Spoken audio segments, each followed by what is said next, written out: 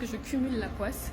Je suis venue chercher ma mère à l'aéroport de Charles de Gaulle et je me suis garée donc au -1, j'en suis sûre. Sauf que je trouve plus ma voiture. Donc ça fait genre 1h30 facile qu'on cherche ma voiture et je ne sais pas où elle est.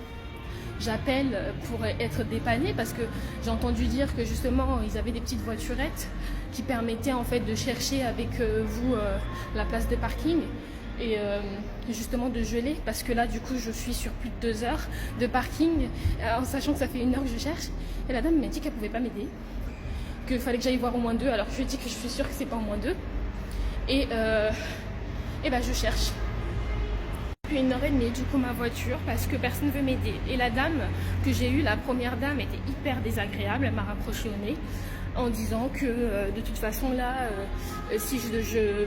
s'il devait m'envoyer un technicien, ça prendrait 45 minutes. Donc c'est mieux que je la cherche. Tu crois que si je t'appelle, c'est pourquoi?